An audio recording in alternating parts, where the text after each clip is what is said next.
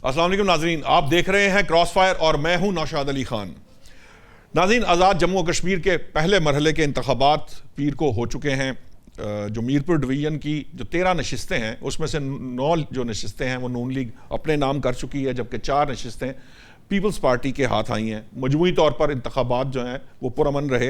इक्का दुक्का वाक़यात ज़रूर हुए, कोई जो प्रिजाइडिंग ऑफिसर भी 2 गिरफ्तार हुए, वो किसी निजी रिहाइशगाह में चले गए थे। यानी इस तरह का जो एक इंतखाबी अमल है उसमें कुछ ना कुछ थोड़ा बहुत होता है। एक शख्स की हलाकत हुई जो कि नहीं होनी चाहिए थी, उस पर भी पीपल्स पार्टी जो है बहुत, जिसे कह लीजिए कि शोर मचा रही है, कह रही है कि पीपल्स पार्टी का कारकुन मारा गया। ये जो मामला है, जान किसी की बहरहाल बहुत कीमती होती है, वो नहीं जानी चाहिए किसी सूरत भी। लेकिन इसके लिए जो सियासी जमातें हैं वो क्या इक़दाम करती हैं, इस पर भी बात करेंगे। असल मामला ये है कि जो अफसोस वाला मुकाम है वो ये है कि आज फिर वही रीत दोहराई गई। हालांकि गिलगित बल्तिस्तान में हमने थोड़ा सा देखा था कि अगरचे के थोड़ा सा शोर ज़रूर था, लेकिन एक दूसरे पे धांधली के इल्ज़ामात इस तरह नहीं थे जिस तरह पीपल्स पार्टी ने अब नून लीग पर धांधली के इल्ज़ाम लगाए हैं। उन्होंने तो रियासत को भी जो है ना वो इसके अंदर जिसे कह लीजिए लपेट लिया है। मुझे नहीं पता कि बिलावल भुट्टो जरदारी साहब के पास क्या सबूत हैं, वो क्या सबूत सामने रख सकते हैं, लेकिन आज की जो उनकी तकरीर थी वो काफ़ी सख्त भी थी। और इसका नुकसान जो है ये भी अपने मेहमानों से, सियासतदानों से ही पूछना चाहिए कि ये जो हर इलेक्शन के बाद हम हारने के बाद या जिसे कह लीजिए कि जब कोई शिकस्त खा जाती है जमात तो वो धांधली का इल्ज़ाम लगाना शुरू कर देती है। गिलगित बल्तिस्तान में हुकूमत बन जाती है, आज़ाद कश्मीर में नहीं बनती तो शोर होता है। इसका असर न सिर्फ ये जो आइंदा के 2 अगस्त को और बाद में जो रावलाकोट पूंछ सेक्टर है वहाँ पर जो इंतखाबात होंगे उस पर भी पड़ेगा, लेकिन उसके साथ साथ जो वहाँ का माहौल है एक्चुअली जिसकी जिम्मेदार, जिसको पुरअमन रखना, जिसको बेहतर रखना सियासी जमातों की जिम्मेदारी है। दोनों जमातें जो हैं वो आपस में इत्तेहादी हैं, विफाक में एक दूसरे के खिलाफ इलेक्शन लड़ रहे थे, इंतखाबी मुहिम में एक दूसरे के खिलाफ बयानात भी देते रहे, वो सब कुछ अपनी जगह है। लेकिन ये जो धांधली का इल्ज़ाम है हम इससे पीछा नहीं छुड़ा सके। फॉर्चुनेटली और अनफॉर्चुनेटली हम इस जगह पर हैं जहाँ पर ना कोई एक दूसरे के साथ मिलकर हम इंतखाबी इस्लाहात करने को जैसे कहते हैं तरजीह देते हैं, ना करना चाहते हैं। क्यों नहीं करना चाहते, उसकी क्या वजूहात हैं। ये सारे जो मामलात हैं इससे आम आदमी पे क्या असर पड़ता है, सियासत से लोग क्यों दूर हो रहे हैं, और ये जो वोटर्स की तादाद जो है, टर्न आउट, उस पर भी बात करेंगे। तो इस सारे कश्मीर इलेक्शन के ऊपर जो डिबेट है उसके लिए मुझे मुस्लिम लीग नून से ज्वाइन किया बहरामंद तंगी साहब ने, बैरिस्टर शाहिद मसूद पाकिस्तान तहरीक इंसाफ से मेरे साथ हैं, खालिद फारूकी साहब सीनियर जर्नलिस्ट हैं, हमारे दोस्त हैं, एयर मार्शल एजाज महमूद साहब भी तजिया निगार हैं। मैं चाहूँगा सबसे पहले मैं बैरिस्टर बहरामंद तंगी साहब आपसे बात करते हैं। पहली बात तो ये बताइए कि अभी तक कोई टर्न आउट के बारे में कोई ख़ास इतला सामने नहीं आई। मैंने अपनी जो कैलकुलेशन की है उसके मुताबिक कोई 45 से 50% के करीब है, जबकि पाकिस्तान तहरीक इंसाफ कहती है कि ये तो 20% से भी लो था, यानी 40% भी नहीं था।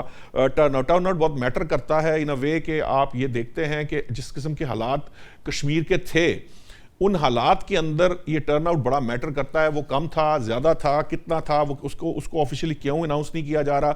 और आपके ख्याल से जो इल्ज़ामात अब पीपल्स पार्टी के चेयरमैन ने नून लीग पर लगाए हैं और आपका जो गठजोड़ है रियासत के साथ जिस पे बात की है, उसके बारे में नून लीग जो है अब क्या कहती है?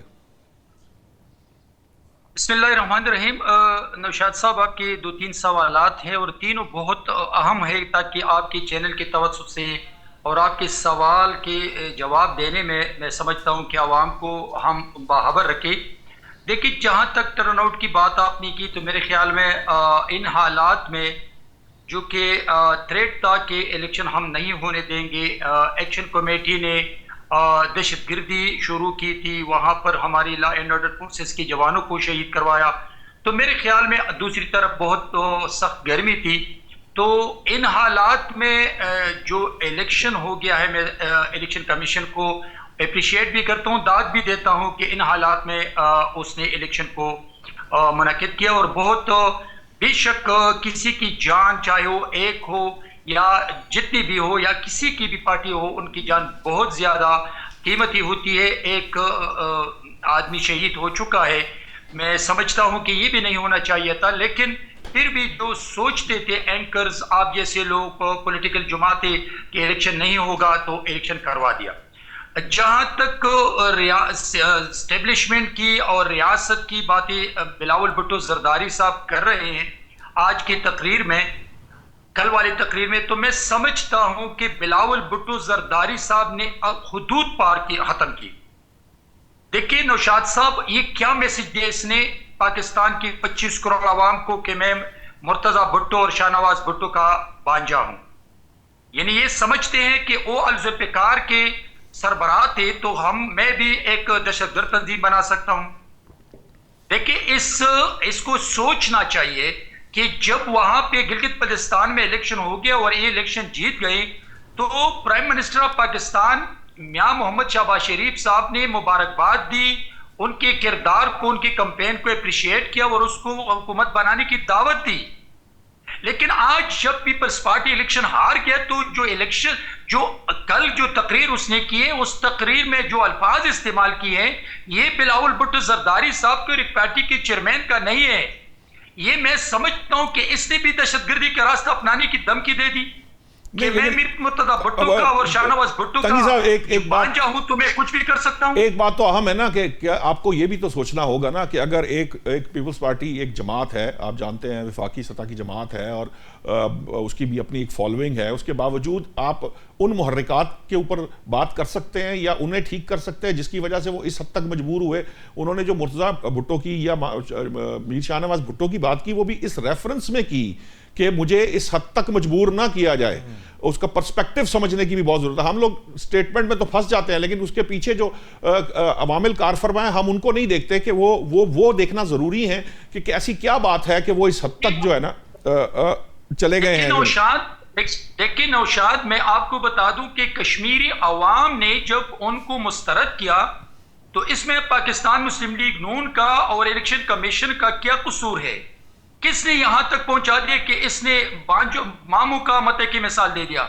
मैं समझता हूं कि उसने भी कैंपेन की, पाकिस्तान मुस्लिम लीग ने भी कैंपेन की और बाकी जमातों ने, इंडिविजुअल ने और आजादों ने भी कैंपेन की। तो मैं समझता हूं कि जब कश्मीर के अवाम ने फैसला किया मुस्लिम लीग नून के हक में, तो मैं समझता हूं कि इनको कबूल करना चाहिए था। इसने दानली के इल्जाम इसलिए लगाया कि 2 अगस्त को और 10 अगस्त को कश्मीरी अवाम इनको एक दफा फिर तीसरी मरतबा भी इनको मुस्तरद करेंगे। तो ये पहले से उसने रोना शुरू किया और पहले ने इसने चार्जेस लगा दिए कि मुस्लिम लीग नून जो है, मैं रियासत को मतलब कि मुस्लिम लीग नून के हक में फैसले करने के साथ नहीं दूंगा। ये जो एक एक अल्फाज आप निकाल के देख ली, तो मैं समझता हूं कि ये एक पार्टी के चेयरमैन को जेब नहीं देता है कि उसने धमकी आमेज लहजा इस्तेमाल किया। और मैं समझता हूं कि इस वक्त जो कश्मीर में हालात हैं, उन हालात को देखकर इनको ऐसे बयानात नहीं देना चाहिए। या एक तरफ मतलब कि वहां पर मियां मोहम्मद शहबाज शरीफ साहब उनको मुबारकबाद देते हैं, उसकी कैंपेन को अप्रिशिएट करते हैं, उनको हुकूमत बनाने की दावत देते हैं। दूसरी तरफ जब ये इलेक्शन हार जाते हैं तो ये धमकियों पे उतार रहे हैं।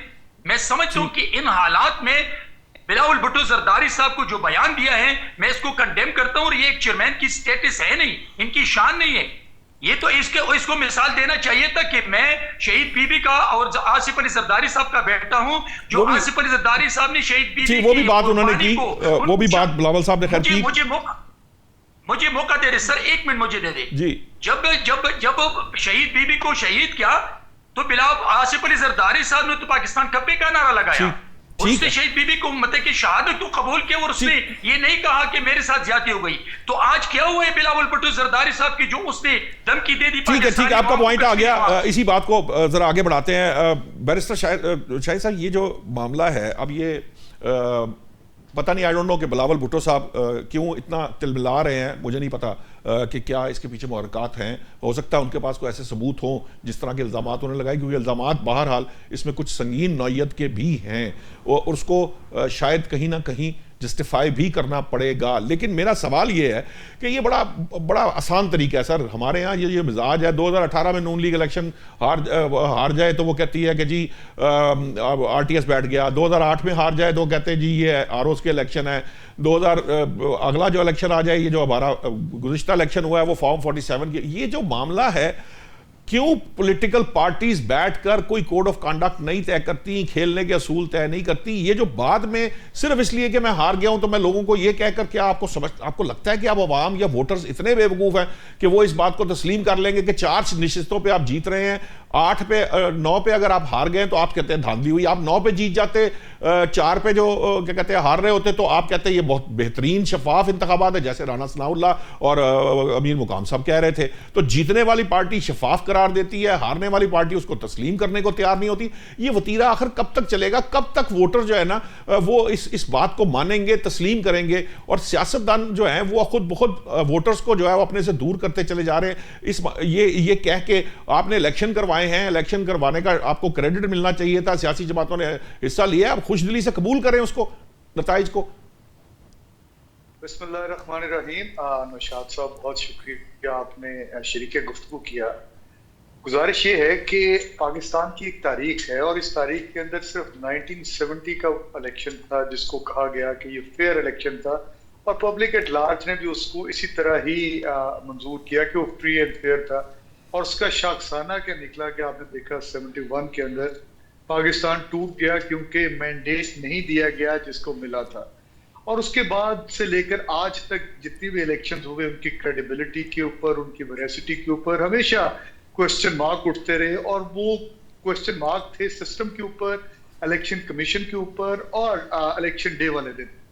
अब आज जो हुआ है, देखें, हम तो 2024 के अंदर भी कह रहे थे कि इलेक्शन जो है रिग्ड है, और इंटरनेशनल बॉडीज ने कहा। आज इत्तेहादी खुद जो वफाक के अंदर के साथ बैठे हैं वो भी इसी सिस्टम के ऊपर डिस्क्रिपेंसीज, इसी सिस्टम की वीकनेसेस के ऊपर बात कर रहे हैं। लेकिन ये गलत है जो तंगी साहब कह रहे हैं कि मतलब जिस तरह वो पहले सर्टिफिकेट बांटते फिर रहे थे गद्दारी का, बगावत का, आज उन्होंने जो है बिलावल भुट्टो जरदारी साहब को भी उसी सफ में लाकर खड़ा कर दिया।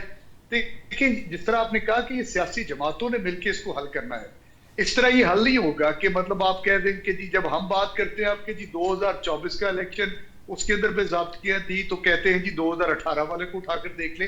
भाई वंस फॉर ऑल सेटल तो करें इन चीजों को। अब आप हुकूमत वक्त है हमारी, लेकिन आप भी 2018 को नहीं उठा के देखते, आप भी उसको उस पर हामी भर लेंगे जी 2018 भी उठा ले, 2024 भी उठा ले, चलो को 2 ही इलेक्शन उठा ले, या 2013 का भी उठा ले, 8 का भी उठा ले, तो इसके ऊपर भी तो बात की जा सकती है। ऑन रिकॉर्ड है पाकिस्तान तहरीक इंसाफ जिन्होंने बारहा ये कहा कि जी 2024 को भी उठा ले, 2018 को भी उठा ले, 2013 को भी उठा ले। हम तो ऑपोजिशन है, हम तो चाह रहे हैं कि ये चीज वंस फॉर ऑल सेटल हो, लेकिन ये इस तरह सेटल नहीं होगी जिस तरह हुकूमत वक्त के इस टाइम रविश है, जो तरीका है। 2018 के अंदर जब इलेक्शन हुआ तो उसके बाद जो अमेंडमेंट्स आई थी आपको याद होगा, पीडीएम खुद लेकर आई थी 2022 के अंदर जब हुकूमत के अंदर आई कि जो इलेक्शन पिटीशंस होंगी, जो इलेक्शन डिस्प्यूट्स होंगे उनको सिटिंग जज ऑफ दी हाई कोर्ट सुनेंगे। लेकिन ये पीडीएम की लाई हुई जो है वो एक अमेंडमेंट थी इलेक्शन एक्ट के अंदर। लेकिन जब ये हुकूमत 2024 के अंदर बनी, इन्होंने उसी अपनी लाई हुई अमेंडमेंट को तब्दील किया, उसके अंदर री अमेंड किया, और दोबारा जो है इन्होंने कहा जी जो रिटायर्ड जजेस हैं जिनको हम अपनी मंशा के मुताबिक लगाएंगे वो इन इलेक्शन पिटीशंस के डिस्प्यूट का फैसला करेंगे। तो इसका मतलब ये है कि ये हुकूमत वक्त क्योंकि बेनिफिशियरी है इस सारी सिस्टम की वीकनेस की, ये इसके अंदर किसी किस्म का कोई जो है वो रिफॉर्म्स लाने के मूड में नहीं है। और जिस तरह पहले बात की, देखिए आज इलेक्शन कमीशन ऑफ पाकिस्तान क्या है, वो एक रिटायर्ड इलेक्शन कमीशन है, उनके 2 मेंबर्स रिटायर्ड बैठे हैं, लेकिन क्योंकि इन्होंने अमेंडमेंट लेकर आ गए, nor he can take that position for the rest of his life. लेकिन जब तक नई अपॉइंटमेंट नहीं होगी, आइन के अंदर ये लिखा हुआ इलेक्शन कमीशन वहां पे रहेगा। बैरिस्टर साहब, अपोजिशन सेनेट में भी मौजूद है, कौमी असेंबली में भी मौजूद है, क्या कर रही है? जी आवाज उठा रहे हैं अपोजिशन के अंदर, लेकिन अपोजिशन को जिस तरह मीडिया पाकिस्तान, मैंने पिछले 6 माह में election commission, chief election commissioner की तैनाती से मुतल्लिक एक लफ्ज कहीं से पीटीआई के मुंह से नहीं सुना, या मैंने किसी तकरीर में नहीं सुना, असेंबली की किसी तकरीर में, हो सकता है मुझसे वो हो गई हो, कोई कोताही हुई हो, लेकिन मुझे ऐसी कोई कंपेन नजर नहीं आई जिस पे बात की गई हो कि जी मैं इसके ऊपर बिल्कुल आपको जो है वो चैलेंज भी करूंगा। हमने बारहा इलेक्शन पार्लियामान के अंदर भी और अपनी असेंबलीज के अंदर भी बतौर ऑपोजिशन इस चीज को उठाया, डिफरेंट टॉक शोज के अंदर उठाया, हमारा कहीं पे एहतजाज होता है उसके अंदर इस चीज को उठाते हैं कि इलेक्शन कमीशन ऑफ पाकिस्तान को रिफॉर्मुलेट करने की जरूरत है, रिफॉर्मेशन की जरूरत है, जो लोग रिटायर हो गए उनको घर भेजने की जरूरत है। ये आप कहते हैं, लेकिन मैं नए उसकी तैनाती लेना है। ठीक, मैं आपके पास दोबारा वापस आऊंगा। इस वक्त एयर मार्शल साहब, आप सुनिए, आपने तहरीक इंसाफ की भी गुफ्तगू, नून लीग की भी तरफ से भी आपने आर्ग्यूमेंट सुना। मेरा सवाल दो इसके पहलू हैं, मैं चाहूँगा कि आप दोनों पहलुओं पे बात ज़रूर करें। सर, कश्मीर के हालात किसी से ढके छुपे नहीं हैं। आज़ाद कश्मीर में जो हो रहा है, भारत का क्या मामला है, वहाँ पे जो कश्मीर जो अवामी एक्शन कमेटी है वो कलअदम करार दी गई, और उसके बाद जो कुछ हुआ वो भी आपके सामने, और आज जो बयान उन्होंने दिया है, जो एक्चुअली उन्होंने आज एक्चुअली अटैक किया है, उसको ये तमाम सियासतदान जो हैं, इनकी कोई इनका ध्यान नहीं है उस तरफ कि वो क्या करने की कोशिश कर रहे हैं, वो आइंदा के इलेक्शन पे क्या असर डाल सकता है, वो किस तरह से मामलात को कर रहे हैं। उल्टा यहाँ मामला ये है कि इलेक्शन हो गया और अब एक दूसरे पर धांधली के इल्ज़ामात जो हैं वो लगाने शुरू कर दिए गए, सिर्फ इसलिए कि फ़र्ज़ कीजिए कि आवाम वोटर को ये बताने की कोशिश है कि अच्छा, मैं मीरपुर में नहीं जीत सका तो मेरे साथ धांधली हो गई है, हो सकता है मुजफ्फराबाद में मैं जीत जाऊंगा तो शफाफ हो जाएंगे इंतखाबात, वही मशीनरी होगी, वही सिस्टम होगा, वही सारा कुछ होगा, लेकिन मैं जीत जाऊंगा। बिल्कुल उस तरह जिस तरह पीटीआई केपीके में इलेक्शन जीत जाती है तो वहां शफाफ होते हैं, पंजाब में हारती है तो वहां पे जो है वो उनके खिलाफ होते हैं। मौलाना फजल रहमान हो, नून लीग हो, जहां से हारते हैं वहां खलत इंतखाबात, और जहां ठीक है, जहां से जीत जाते हैं वो शफाफ इंतखाबात। ये जो वतीरा है एजाज साहब, आज जिस जगह पे हम खड़े हैं, जिस तरह के सिनारियों में जो इस वक्त तब्दीलियां आ रही हैं, जो इस वक्त हम ईरान जंग के बाद जो सिचुएशन देख रहे हैं, दुश्मन किस तरह हमारी ताक में बैठा है, उसमें ये कोई जेब देता है हमारी सियासी जमातों को? विजन होना चाहिए, कोई आगे बढ़ने का तरीका होना चाहिए। जी बहुत शुक्रिया। अगरचे सियासत मेरा मौजू नहीं है, स्पेशलिटी या इंटरेस्ट, लेकिन एक शहरी, एक वोटर और एक पाकिस्तानी होने की हैसियत से जी मैं समझता हूं कि मेरी भी राय की जो है जरूर एक उसकी गुंजाइश बनती है। जी, सबसे पहले तो जी मैं ये अर्ज करूं कि इस वक्त जो आज़ाद कश्मीर के जो हालात हैं, हम उसको ना तो सही तरीके से रिपोर्ट कर रहे हैं और ना ही किसी भी लेवल पे उसको सही तरीके से उसका इदराक कर रहे हैं। हुकूमत जो है वो इसको एक लॉ एंड ऑर्डर का मसला समझ रही है, जबकि जो लोग इसमें इन्वॉल्व हैं वो इसको एक पॉलिटिकल इशू के तौर पे उसको आगे लेके चल रहे हैं। लेकिन जो भी वहाँ सूरत हाल है वो पाकिस्तान की वहदत के लिए और कश्मीर कॉज के लिए डैमेजिंग है, इसमें कोई दो राय नहीं है। यानी आज से कुछ साल पहले जिस तरह हम इंडियन इलीगली ऑक्युपाइड कश्मीर के बारे में बात करते थे और जो हमारा नैरेटिव था, अब वही नैरेटिव जो है वो हमारे खिलाफ इस्तेमाल हो रहा। यानी हमने तारीख में कभी ये नहीं सुना था या सोचा था कि हमारे कश्मीरी भाई जो हैं वो लंदन में पाकिस्तान हाई कमीशन के बाहर जो है वो एहतजाज कर रहे हैं। तो ये तो हमने अपने दुश्मन का काम आसान कर दिया है, इसमें तो बिल्कुल मुझे कोई इब्हाम नहीं। और ये इसने हमने इस बात से कतई नज़र के इलेक्शन में कौन जीतेगा और कौन हुकूमत बनाएगा वो तो एक अलग बात है, लेकिन कश्मीर में कश्मीर कॉज के लिए हमें जो है डिनाइल मोड में नहीं रहना चाहिए। जो एग्जैक्ट प्रॉब्लम्स हैं उनको एड्रेस करना चाहिए, इसी में जो है पाकिस्तान का भला है और कश्मीरियों की भी इसी में भलाई है। अब आ जाएं आप इलेक्शन की तरफ। जैसे भी ब्रिस्टो साहब फरमा रहे थे कि मासवाए पाकिस्तान के पहले जो अडल्ट फ्रेंचाइज पे 70 के इलेक्शन हुए, आज तक कोई ऐसा इलेक्शन नहीं हुआ जिसको हारने वाली पार्टी ने खुश दिली से कबूल किया हो और ये माना हो कि इलेक्शन फेल।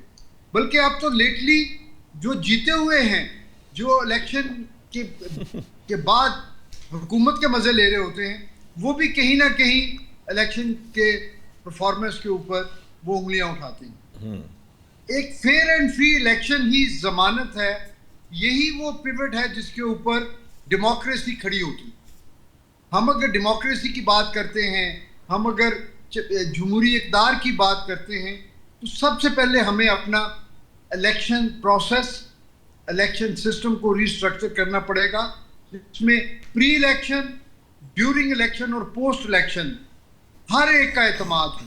वो वोटर हो, लेकिन या एजाज साहब वो करना उम्मीदवार तो सियासी जमातों ने, हुकूमत ने है, आज की मौजूदा हुकूमत ने, या जो साबिक गुजर गई उसने, या आने वाली हुकूमत ने, करना तो इन्होंने है। ये करना ही नहीं चाहते, वरना ये कोई इतना बड़ा मसला नहीं। 18वीं तरमीम इस मुल्क में हो सकती है तो इलेक्शन रिफॉर्म्स भी हो सकती हैं। देखिए जी, जो चीज ये करना चाहते हैं वो हो जाती है।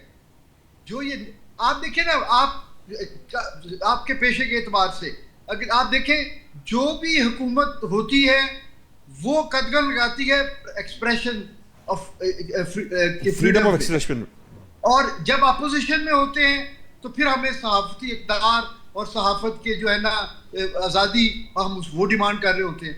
तो ये हमारा बिल्कुल जो है ना एक हिपोक्रेटिक हमारा ओरिएंटेशन है, क्योंकि अल्टीमेटली पाकिस्तान हो या आज़ाद कश्मीर हो, हमारे जो है ना डीएनए में है कि हमारी सियासत पावर पॉलिटिक्स है। आप इक़्तिदार में हैं तो सब अच्छा है, आप इक़्तिदार से बाहर हैं तो कभी आपको याद होगा वो भारतीय टैंकों पे बैठ के भी पाकिस्तान आने की बातें हो रही थी 80s में। तो ये जो अभी बिलावल साहब की बात को कोट कर रहे हैं, ये कोई नई बात तो नहीं है।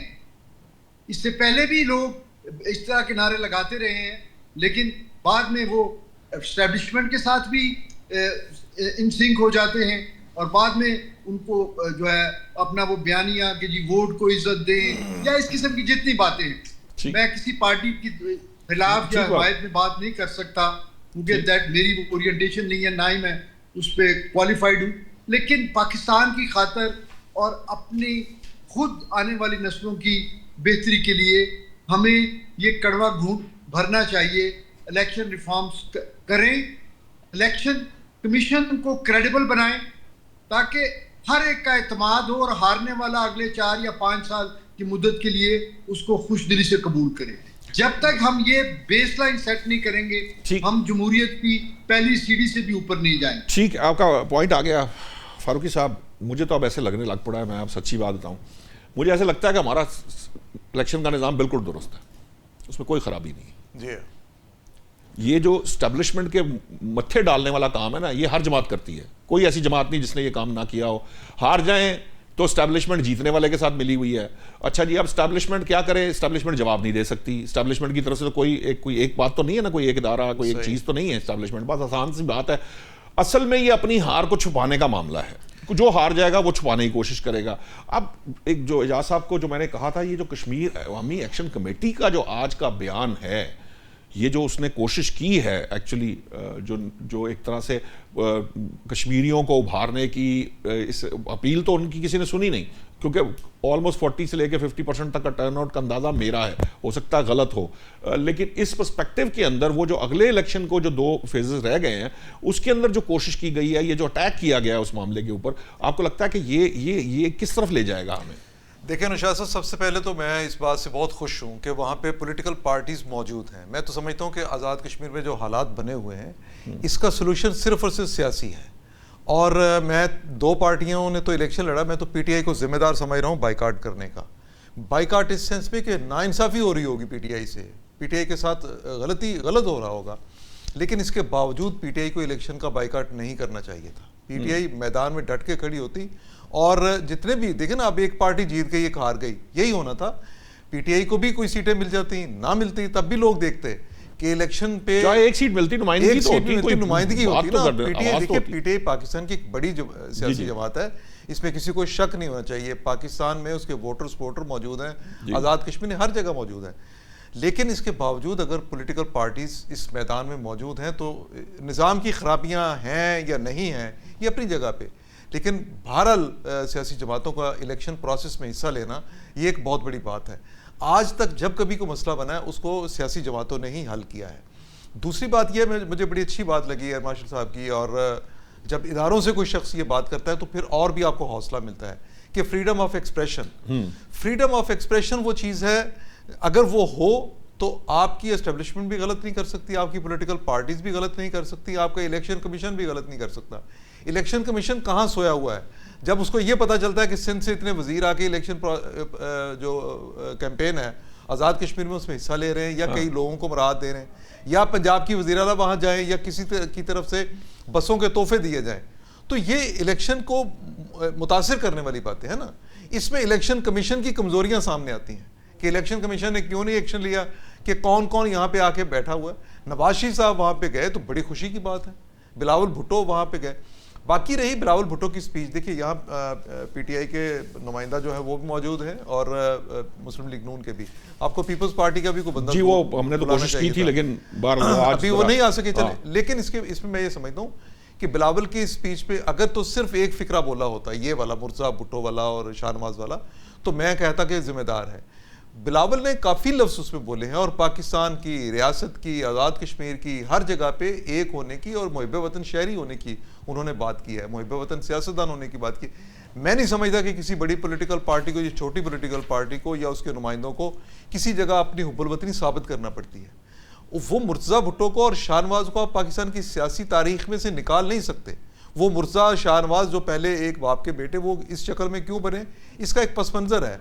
सो बिलावल ने कहीं उसी में ही एक ये बात कर दी। बहरहाल उनको उसकी बजाय, ये तंगी साहब ठीक कह रहे हैं कि बीबी बेनज़ीर भुट्टो का हवाला दें, वो ज़्यादा मजबूत रेफरेंस है। बिल्कुल ठीक है। बाकी ये देखिए, ये जो एक्शन कमेटी वाला मामला है ना, इसकी तरफ से इस तरह की बयानबाजी आती रहेगी। आज सिर्फ एक्शन कमेटी ने, ये जो कलअदम तंजीम है उसके ने ये बयान नहीं दिया, भारतीय दफ्तर खारजा की तरफ से भी आज़ाद कश्मीर के इलेक्शन पर सवाल उठाया गया है।